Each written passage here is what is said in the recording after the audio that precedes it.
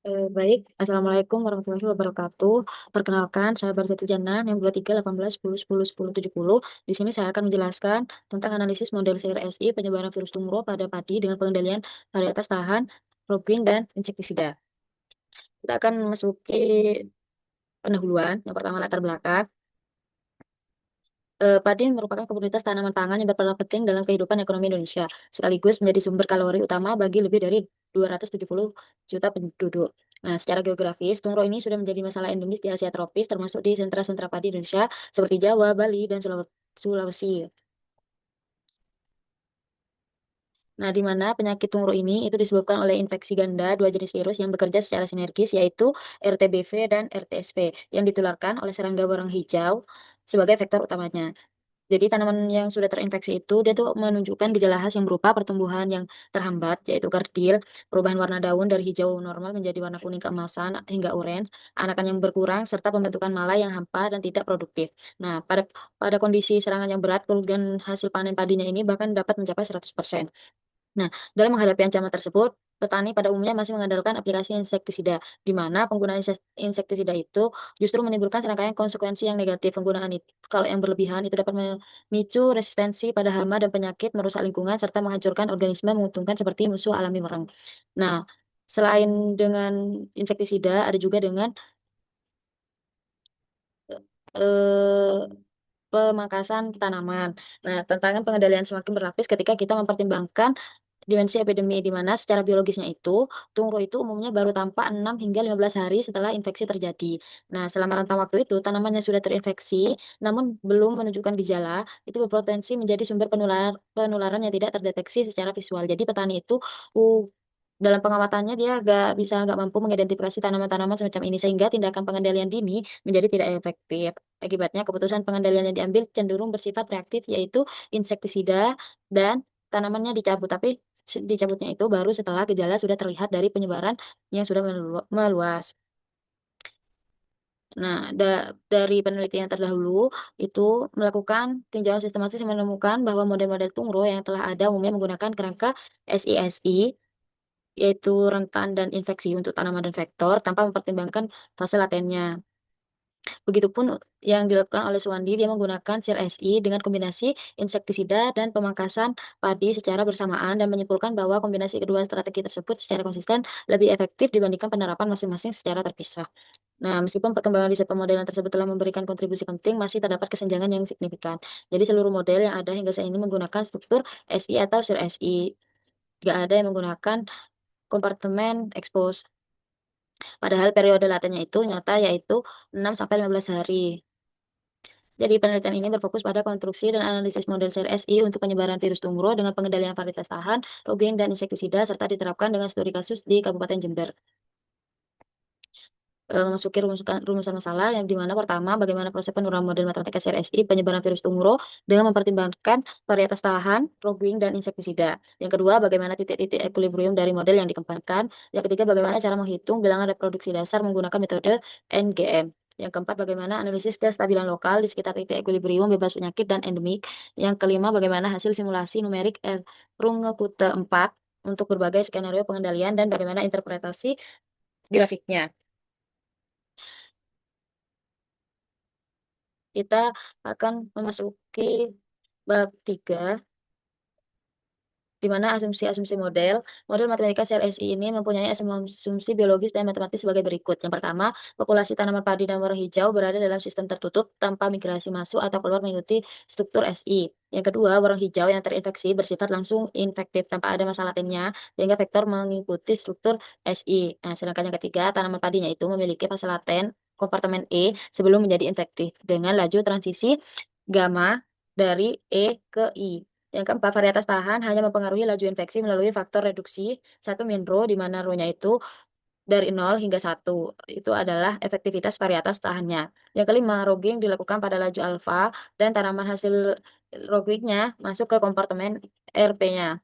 Yang kemudian hilang dari lahan dengan laju mu P. Yang keenam, insektisida bekerja pada warang rentan dan infektif dengan laju kematian tambahan U, sehingga total laju kematian warang menjadi mu V ditambah U. Yang ketujuh, semua parameter bernilai positif dan semua variabel keadaan tidak pernah bernilai negatif untuk T lebih dari 0. Yang kedelapan, model bersifat deterministik, artinya tidak mempertimbangkan fluktuasi atau stokastik.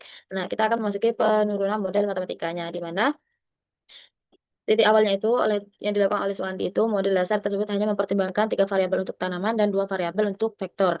Nah, di mana yang tanaman itu ada tanaman rentan, ada tanaman terinfeksi dan tanaman yang kebal. Nah, untuk yang vektor yaitu warnanya itu ada warna rentan dan warna terinfeksi. Nah, bentuk modelnya seperti ini. Nah, dalam gambar ini itu bisa kita susun dalam sistem persamaan diferensialnya yaitu seperti persamaan 3.1, di mana penjelasannya itu persamaan satu untuk tanaman yang rentan, yang sehat SH, itu suku pertamanya itu lambda merupakan penambahan tanaman rentang baru dari proses penanaman yang semuanya masuk ke kompartemen rentan. Jadi isi lambda ini adalah populasi tanaman rentannya. Terus suku kedua yaitu min beta beta H SH IV, di mana itu pengurangan populasi tanaman rentan akibat terinfeksi virus tungro melalui kontak dengan warang hijau yang infektif. Jadi, warang yang terinfeksi ini dia akan menularkan ke si tanaman padi yang sehat. Nah, dengan laju transmisi beta. Terus suku yang ketiga yaitu min mu HSH, di mana menggambarkan pengurangan akibat kematian alami si tanaman padi yang sehat ini. Nah, untuk persamaan kedua yaitu suku pertamanya itu beta HSHIV, yaitu merupakan tanaman rentan yang berhasil terinfeksi berpindah ke kompartemen si I ini. Nah, di mana suku keduanya itu min U1 ditambah alfa ditambah mu H, di mana ini menggambarkan 3 proses pengurangan sekaligus, yaitu U1-nya itu untuk pencabutan tanaman terinfeksi atau robbing, yang alfanya itu untuk ketahanan tanamannya, yang mu H-nya itu untuk kematian alami si tanaman padi yang terinfeksi itu. Nah, tanaman yang dicabut atau pulih akan berpindah ke kompartemen R, sedangkan yang mati alami keluar dari sistem. Nah, untuk yang persamaan ketiga, untuk tanaman tahan, suku pertama itu merupakan tanaman terinfeksi yang berhasil pulih atau dicabut dan masuk ke kompartemen tahan. Suku keduanya itu mengabarkan kematian alaminya. Nah, untuk persamaan yang keempat yaitu si warang si warang sehatnya ini adalah populasi warangnya nanti akan dikurangi dengan si warang yang si si warang ini yang sehat ini akan dikurangi dengan si warang yang sakit, di mana dia tuh sakit karena dia itu tertular. Iya, karena dia tuh tertular terinfeksi virus setelah menghisap tanaman yang terinfeksi dengan laju betanya. Jadi si orang ini sakit karena dia itu ada tanaman padi yang sakit. Si orang sehat, sorry, si orang sehatnya ini akan menjadi sakit karena dia tuh menggigit tanaman padi yang sakit. Untuk pertamanya kelima, yaitu orang yang terinfeksi. Nah, suku pertamanya itu adalah kebalikan dari suku infeksi pada persamaan yang keempat, yaitu orang rentan yang berhasil terinfeksi berpindah ke kompartemen terinfeksi ini. Jadi suku keduanya itu yaitu pengurangan orang infeksi akibat kematian karena insektisida. Jadi insektisida itu U2 dan untuk yang pemangkasan itu U1. Nah, sekarang penambahan variabel tanaman expose. Jadi tadi kan model CRS itu dikembangkan oleh Swandi, di mana terus penelitian yang sekarang ini dia tuh menambahkan periode latennya karena tanaman yang karena pada masa ini, periode laten ini antara 6 sampai 15 hari itu tanaman itu sudah dapat menularkan virus. Namun karena belum menunjukkan gejala, jadi tanaman ini tidak terdeteksi secara visual oleh petani. Jadi akibatnya tindakan pengendalian seperti pemangkasan itu baru dilakukan setelah gejalanya terlihat ketika penyebaran sudah meluas.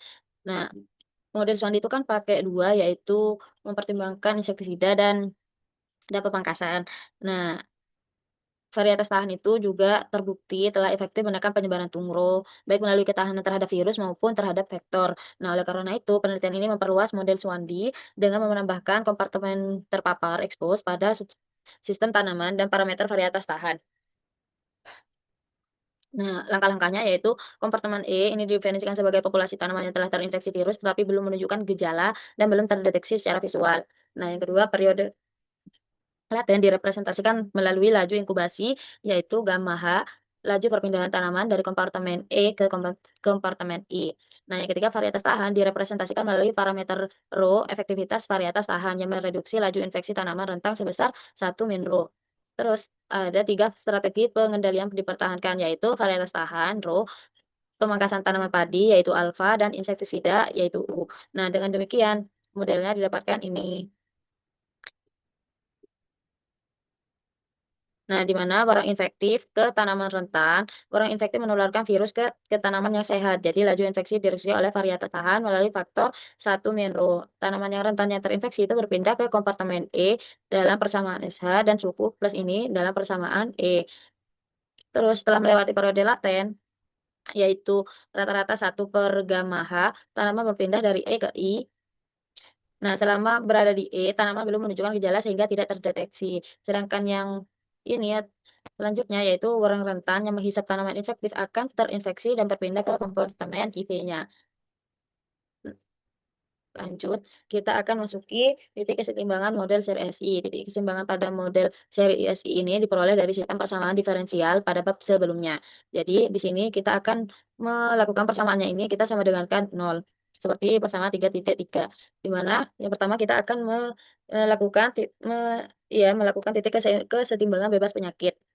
Nah, titik kesetimbangan bebas penyakit ini diperoleh dengan mengasumsikan tidak adanya penyebaran virus tungro, yaitu tidak ada tanaman yang terpapar, tidak ada tanaman yang terinfeksi, dan tidak ada orang yang infeksi. Dengan kata lain, EH sama dengan 0, IH-nya sama dengan 0, dan IV-nya sama dengan 0.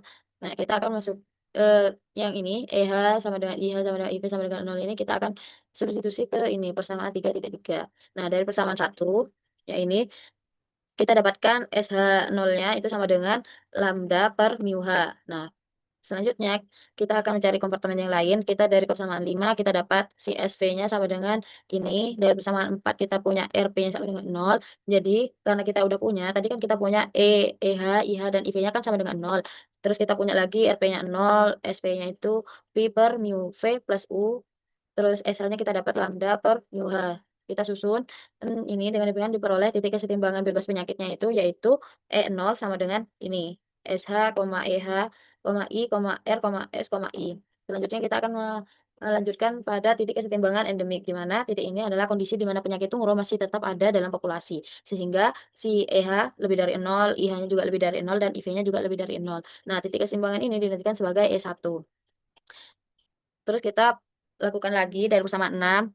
Terus karena kita punya persyaratan yaitu IV-nya lebih dari 0, jadi persamaannya dapat diubah dari IV sama dengan itu. Dari persamaan 5, kita dapatkan persamaan 3.9, yaitu kita dapatkan persamaan untuk si SV-nya. Terus dari persamaan 3 kita dapat EH-nya, dari persamaan 2 kita dapat ini bentuk persamaan 3.11 di mana beta H1 min rho SHIV itu sama dengan itu. Nah, dari persamaan 1 kita mendapatkan SH pada persamaan 3.12. Nah, dari persamaan 4 kita dapat RP-nya 3.13. Nah, kita lalu substitusikan si SV tadi itu ke 3.9 ke 3.8 sehingga didapatkan si IV-nya tuh ini. Terus kita akan substitusi SH-nya dari 3.12 sebelumnya dan IV-nya dari 3.14 ke dalam persamaan 3.11 ke dalam persamaan yang ini. Kita akan substitusi nilai SH-nya sama IV-nya sehingga didapatkan persamaan 15 ini. Nah, karena ini bentuknya nonlinear, jadi kita akan masuki di bilangan reproduksi dasar, yaitu untuk bilangan reproduksi dasar ini dihitung menggunakan metode NGM. Seperti yang dijelaskan pada subbab pinjaman pustaka di bab 2.4, di mana berdasarkan sistem persamaan model Sayer SI pada persamaan 3.12, kompartemen yang terinfeksi adalah E, terus yang I, dan yang IV. Nah, namun karena penularan yang terjadi melalui kontak antara SH dengan IV dan antara SV dengan IH, maka subsistem infektif yang relevan dapat direduksi menjadi dua persamaan yang mewakili siklus penularan. Nah, itu kita punya EH dan si IV-nya. Nah, dengan IH dinyatakan dalam EH melalui hubungan IH sama dengan gamma H per alfa plus mu H EH. Nah, jadi kita substitusi nilai IH-nya ke persamaan IV-nya, kita dapatkan si IV-nya ini yaitu ini. Jadi si I-nya kita ganti dengan persamaan yang ini. Nah, selanjutnya linearisasi akan dilakukan di sekitar titik kesetimbangan bebas penyakit yaitu E0 tadi itu pada titik nilai SH ini dan SV-nya yang ini. Nah, kita misalkan pertama si F1-nya yaitu turunan pertama untuk EH-nya dan F2-nya itu untuk turunan pertama I-nya. Nah, jadi matriks Jacobiannya itu terbentuk ini. Nah, dari persamaan ini kita punya si F1 terhadap EH-nya itu nilainya ini, si F1 terhadap I itu yang ini, si F2 terhadap EH-nya itu ini dan si F2 terhadap I-nya itu ini. Sehingga matriks Jacobian pada titik kesetimbangan bebas penyakit itu terbentuklah ini. Jadi matriksnya seperti itu. Nah, berdasarkan metode NGE, matriks Jacobian tersebut didekomposisi menjadi J sama dengan F min V. Dengan F itu adalah matriks yang menggambarkan kemunculan infeksi baru dan V-nya adalah matriks yang menggambarkan perpindahan antar kompartemen. Jangan dari bersama 3.20 diperoleh F-nya itu ini, di mana yang ini itu adalah B. Beta H 1 min rho SH 0. Nah, untuk yang V-nya kita dapatkan ini. Lalu, untuk matriks V-nya kita misalkan yang ini kolom pertama baris pertama kita misalkan A, kolom keduanya 0, terus kolom pertama baris keduanya kita misalkan C, dan kolom kedua baris duanya kita misalkan D. Jadi V-nya ini jadi V inverse-nya yaitu adalah 1/AD matriks D0 min CA. Jadi terbentuklah matriks V inverse-nya itu yaitu untuk kolom pertama baris pertama yaitu 1/A. Terus kolom pertama baris kedua yaitu min C/AD. Untuk kolom dua baris dua yaitu 1/D. Kita substitusikan sehingga kita dapatkan apa namanya V inverse-nya ini. Terus kita masukkan nilai nilai F dikali V inverse-nya sehingga nilai K-nya didapatkan ini. Nah, sehingga bilang reproduksinya kita ini. Kenapa ini akar kuadrat? Karena kita pakai kompartemen dua, dua yaitu tanaman dan vektor. Jadi kita pakai akar. Nah, nilai R0 ini merupakan indikator ambang batas penyebaran penyakit. Nah, jika R0 ini kurang dari 1, maka setiap individu infektif rata-rata menghasilkan kurang dari 1 kasus baru sehingga penyakit akan padam secara alami. Nah, sebaliknya kalau R0 itu lebih dari 1, maka penyakitnya akan mewabah dan menjadi endemik dalam populasi. Dengan demikian, strategi pengendalian seperti peningkatan infektif varietas tahan, peningkatan laju pemakasan, atau peningkatan laju insektisida akan menurunkan nilai R0 sehingga memperbesar peluang penyakit untuk padam. Lalu kita akan melakukan simulasi numerik.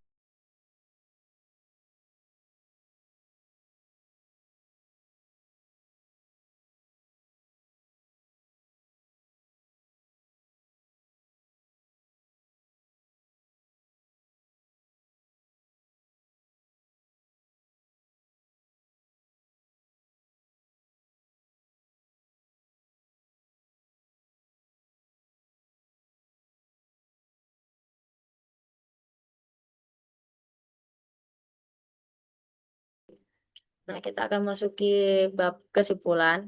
Nah, berdasarkan kita dari pembahasan yang di atas pada model CRSI itu pada virus tungro kita dapat yang pertama model CRSI yang dikonstruksi merupakan perluasan dari model CRSI milik si Suwandi 2025 dengan menambahkan kompartemen terpapar untuk merepresentasikan periode laten virus tungro 0 sampai 15 hari serta parameter varietas tahan sebagai strategi pengendaliannya.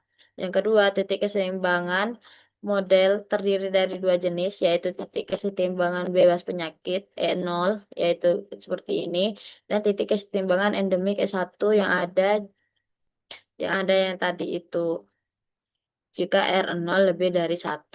Nah, untuk yang ketiga, bilangan reproduksi dasar R0 dihitung menggunakan metode Next Generation Matrix dengan rumusnya yang kita tadi kerjakan. Jika R0-nya kurang dari 1, penyakit padam. Jika R0 lebih dari 1, penyakit mewabah. Yang keempat, simulasi numerik dengan metode RK4 menggunakan parameter rho-nya itu 0,7, yaitu sekitar 70% berarti varietas tahannya yang bekerja. Terus alfanya, yaitu pemangkasan tanaman padi yang terinfeksi itu 0,1, dan U-nya insektisidanya yaitu 0,05 menghasilkan R0 yaitu sebesar 0,5510 yaitu kurang dari 1. Nah, hasilnya menunjukkan bahwa kombinasi ketiga strategi pengendalian varietas tahan, pemangkasan tanaman dan insektisida itu efektif menekan penyebaran virus tungro hingga penyakit padam. Baik, sekian dari saya. Kurang lebihnya mohon maaf. Wassalamualaikum warahmatullahi wabarakatuh.